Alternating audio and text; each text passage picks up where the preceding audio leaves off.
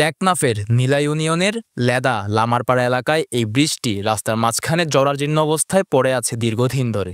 এলাকাটিতে ৭,০০০-এরও বেশি মানুষ বসবাস করলেও ১৫ বছর ধরে ব্রিজটি সংস্কার করা হয়নি, ফলে স্থানীয়দের চলাচলে চরম ভোগান্তি পোহাতে হচ্ছে।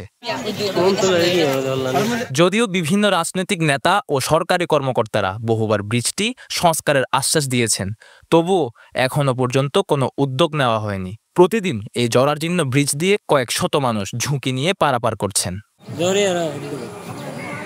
স্থানীয়রা জানান, প্রায় ১৫ বছর ধরে ব্রিজটি জরাজীর্ণ অবস্থায় রয়েছে।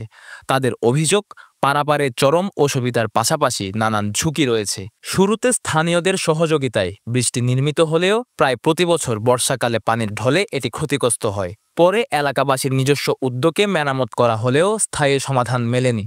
বিশেষ করে স্কুলগামী শিশু ও অসুস্থ ব্যক্তিদের চলাচলে ভোগান্তি আরো বেশি বলে জানিয়েছেন তারা। এখানে এই কালভার্টটা আজকে ১৫ বছর ধরে ভেঙে গেছে। এটা আমরা একজনের অনুদানে এই কালভার্টটা হয়েছিল। এটা নিয়ে ১৯ বছরই মানে বিদেশিবা মানে হস্ত হয়ে দিবা মানে আর ঘর বাঁধবে সমাধান আর মিস্ত্রিরা তোর ঘর এলাম দেয় অজ্ঞ গরিব মানুষের বুয়াইয়ে রকিম মেম্বার বলে হয়েছিল আগে জিরো করছিলাম দেয় তো এখন বেশি কষ্ট অজ্ঞ মানুষ মূল্যে মুরগার দূরে তেরি হালত তোলামাই আসলে তো অজ্ঞ মুরগা বার করি লহরি। তারপরে মেম্বার চেয়ারম্যানের খুলিও আর কাজ করি না, তাহলে এখান থেকে ৪,০০০-৫,০০০ মতো মাফি মিলে আছে বা মানুষ আছে, ওরা নাকি হসপিটালে জাতীয় কষ্ট হয় আর বুড়া মুরব্বী ধরনের মানুষ এখানে ফাড়াইতে যাইতে অনেক কষ্ট হয়। আর ব্রিজ হলে ভালো হবে।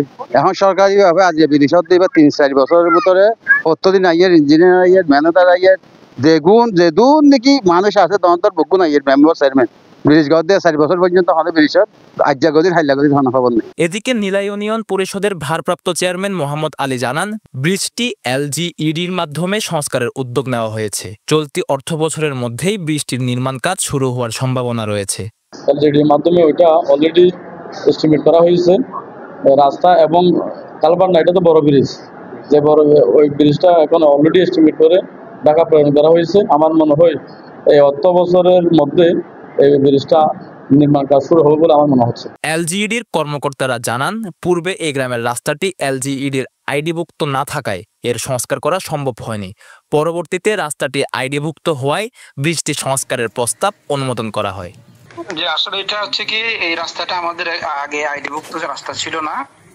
এই সম্প্রতি আমরা কিছু রাস্তা আইডি করার জন্য প্রস্তাব দেওয়ার পরে, আইডি হওয়ার পরে আমরা অবকাঠামো উন্নয়ন প্রকল্পে আমরা এই কালভার্ট এবং রাস্তা সহ এটা প্রস্তাব করছি আর কি। দীর্ঘদিনের ভোগান্তি কাটিয়ে স্থানীয়রা এখন দ্রুত ব্রিজটির সংস্কার চান, যাতে ঝুঁকিপূর্ণ পারাপারের অবসান ঘটে স্বস্তিতে চলাচল করতে পারেন লেদা লামারপাড়ার মানুষ।